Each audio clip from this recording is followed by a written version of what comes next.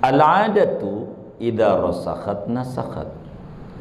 Adapun kebiasaan itu apabila telah terhujam maka dia menghilangkan, menyalin.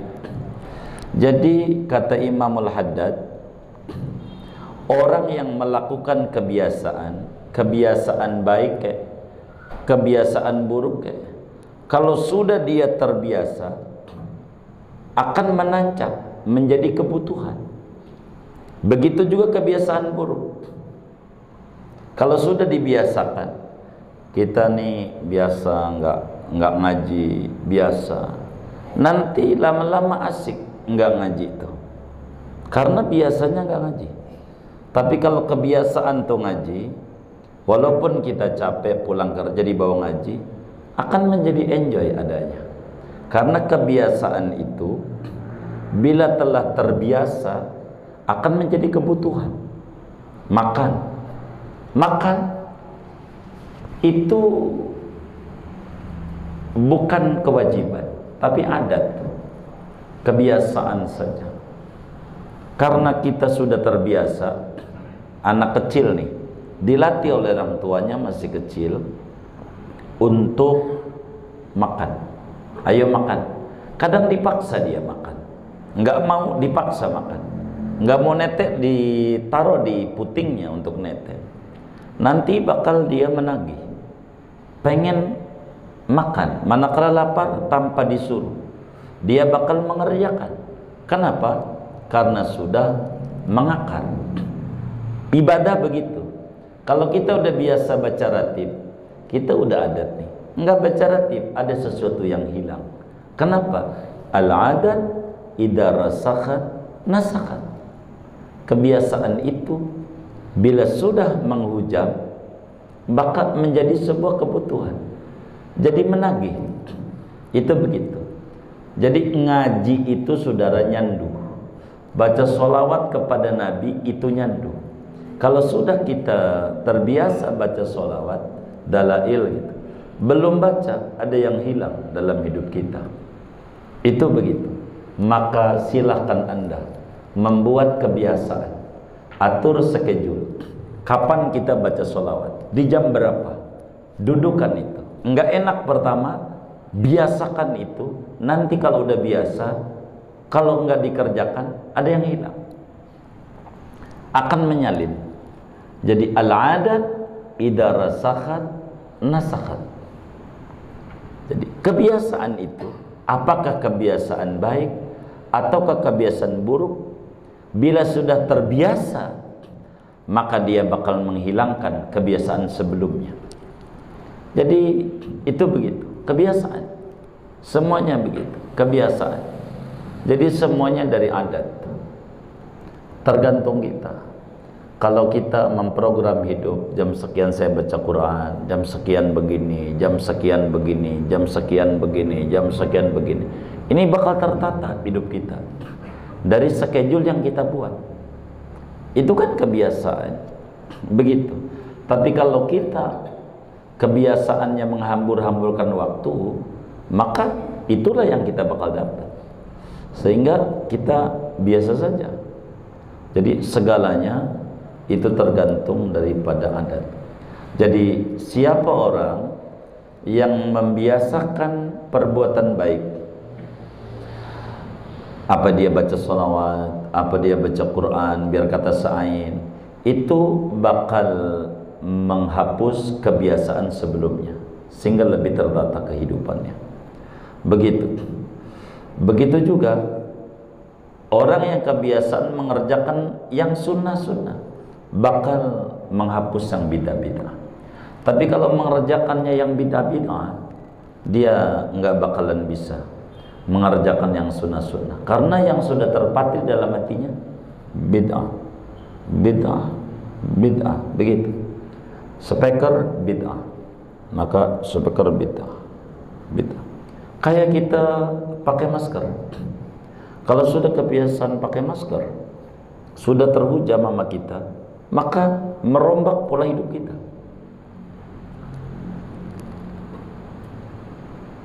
Pada waktu ke masjid, ada corona, maka pakai masker. Begitu. Maka waktu tidur kita nggak pakai masker, karena kita yakin maskernya, coronanya ikut tidur.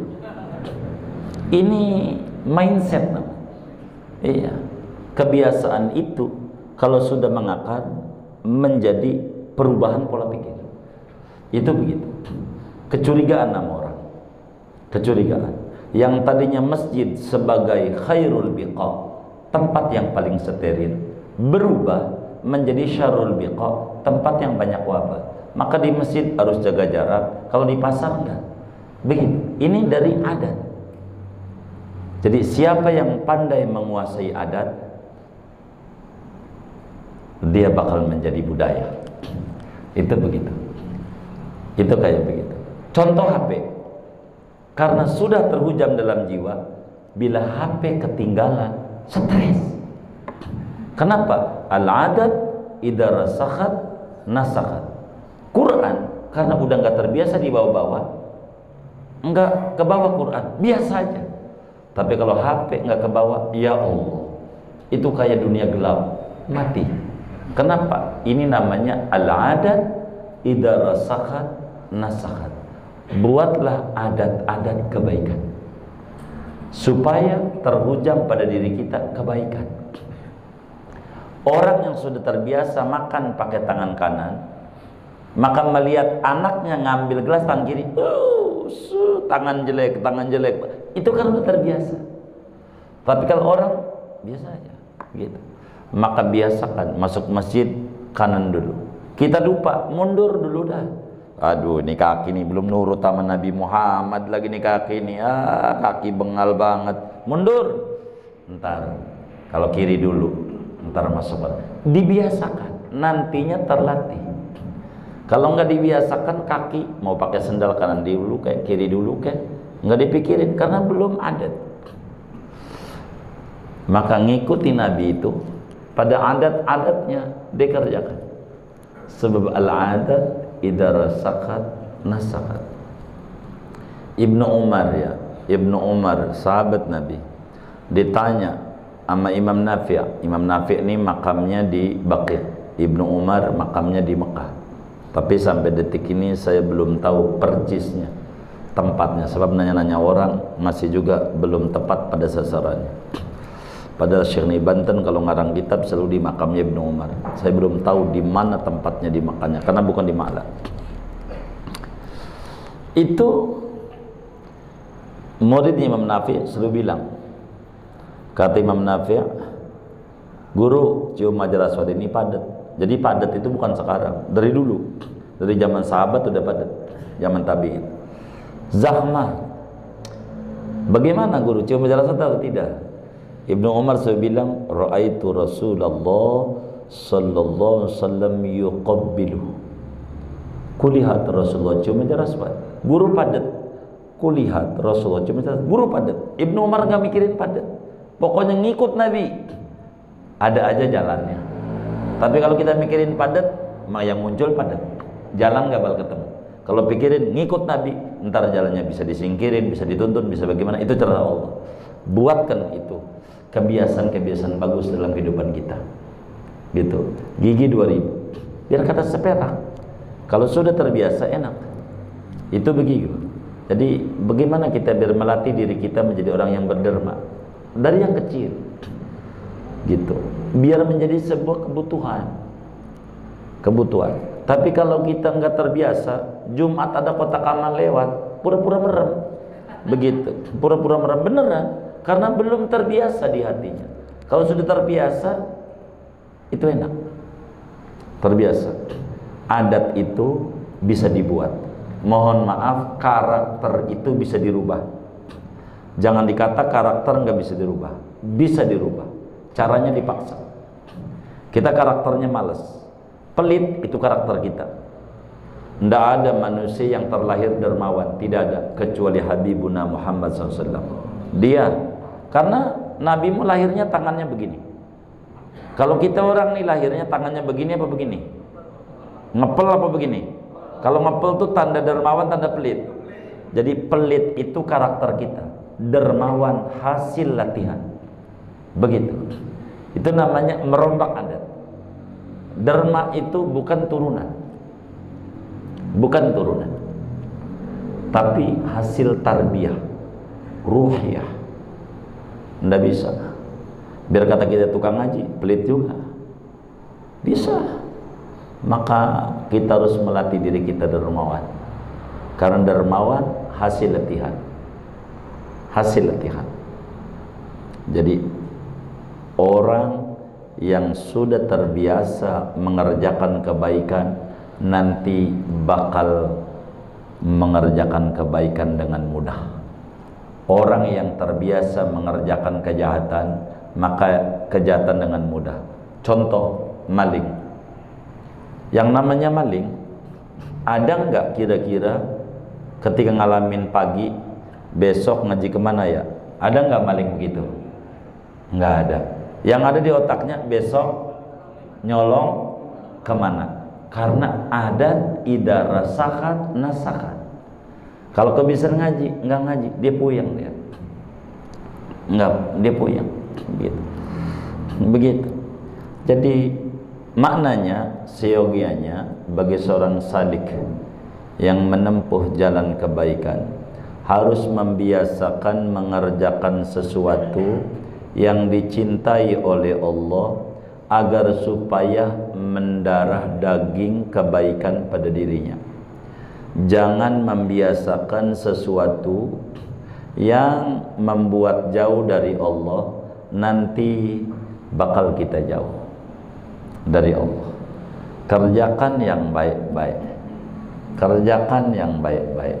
Apa saja, sekecil apapun, dijadikan wiridan kita. Saya itu selalu mengajarkan majelis ini berapa ya? Yang paling pokok 4. Pertama, baca Quran sehari seain. Ada yang patuh banget, seain dulu, nambah kagak. Ini salah dia. Dia iman banget ini. Bukan seain itu paling minim. Kalau bisa nambah-nambah. Jangan seain mulu. Itu kan seain. Kedua, sedekah seperak, istilahnya gigi 2000. Ketiga, baca dalail, gitu. Keempat, baca sallallahu Muhammad. Inilah amalan kita. 4. Majelis ini 4. Begitu amalannya. 4. Ini nih biar menjadi adat anak-anak majelis. Keciri. Begitu. Bila orang sudah berhenti baca ratib, pasti bakal goyang. Ada keciri. Itu begitu. Amalan ini nggak boleh putus. Kalau pengen berkah, semua ini ada. Mau mana dia? Mau dia dalail, ada doa. Wa yassir alaina ziyarata haramika wa haramihi sallallahu alaihi wasallam min qabli an yutawaffa. An yutawaffa itu satu. Sallallahu Muhammad ada. Allahumma yassir alaina ziyaratal Makkah wal Madinah ada. Baca ratib Allah balighna, ada semuanya. Pintu harus menuju Rasulullah. Kita harus basahi lidah kita dengan sholawat. Kita jadikan hati kita seperti dompet yang isinya lembaran-lembaran Rasulullah, Rasulullah, Rasulullah. Ini yang paling penting, biar mengakar dalam hidup kita. Mengakar. Jadi kebiasaan ini harus kita buat. Jadi saudara silakan buat kebiasaan. Itulah yang kemudian menjadi tarekat sufiah. Yang orang suka bilang bid'ah, bid'ah, bid'ah. Baca ini, baca itu, baca ini, baca itu. Itu tarekat sufi. Itu namanya adat mereka yang melembaga. Saya mau cerita sedikit dari adat yang bisa dibuat karakter. Al-Imam Abdul Hasan Asyadzili. Ada orang datang kepada beliau merasa puyeng. Kayaknya duit itu musuhan banget sama dia. Merasa hidupnya susah. Kata dia, Tuan Guru, saya pengen dikasih amalan bagaimana kunyit biar jadi emas. Kunyit kan kuning. Kalau jadi emas kan enak. Lah kan lumayan satu bonggol juga ya kan. Lah kan bergram-gram itu kan. Gitu. Kata gurunya, baik, bisa, Tapi saya nggak bisa kasih sekarang, asal ente nurut amannya, saya kasih amalannya setahun, tahun depan. Syaratnya guru, ente diem sama saya dengan catatan ente jaga wudhu. Setiap batal wudhu lalu sholat 2 rakaat. Setiap batal wudhu sholat 2 rakaat. Bagaimana? Dipikir sama dia ringan. Baik, kerjakan. Alhamdulillah lulus nih orang. Tadinya berat karena terganggu perutnya, mana makan ubi cilembu lagi 7.000 sekilo. Ya Allah, kan buang angin mulu. Wudhu lagi bisa sehari itu 18 kali. Akhirnya setahun, jadi belum setahun nih, baru 11 bulan jaga wudhu. Nimba air, kan nimba di Mesir dekat Sudan, namanya Syadili kampungnya. Itulah Bu Al-Hasan Syadili. Itu begitu. Jadi akhirnya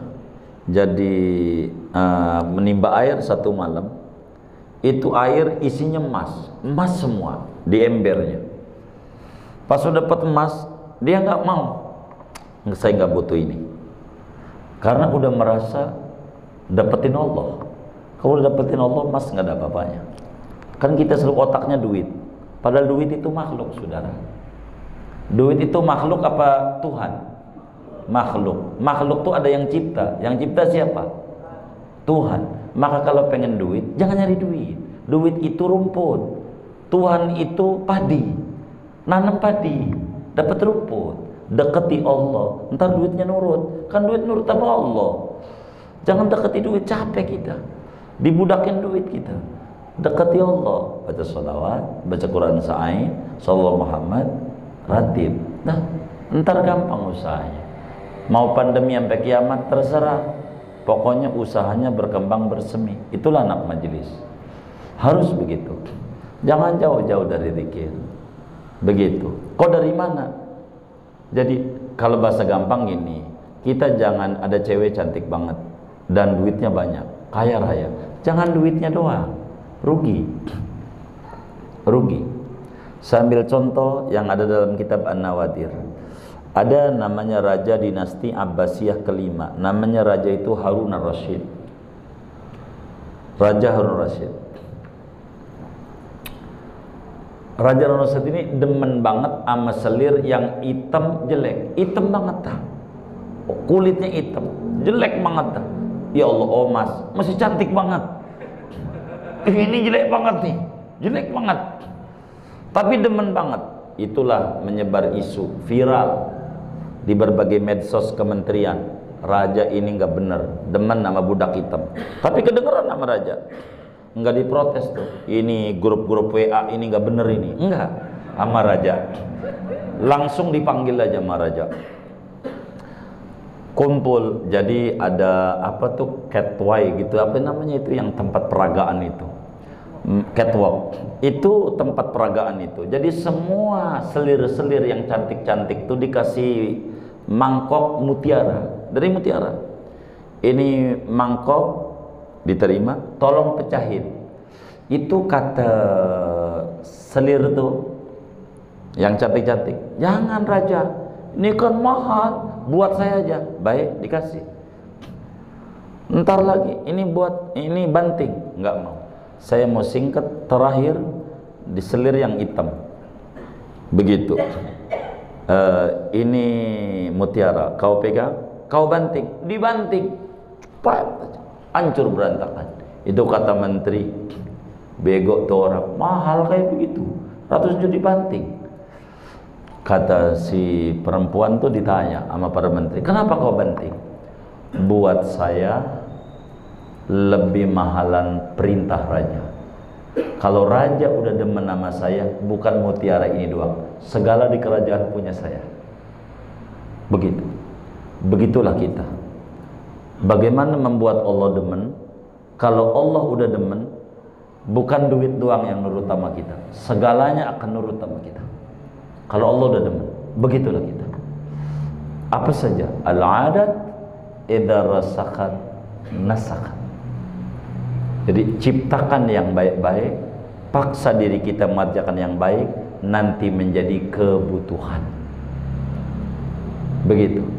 Jadi karakter bisa dirubah dengan cara kita harus komitmen dengan diri sendiri. Komitmen. Tidak ada yang nggak bisa dirubah. Bisa dirubah.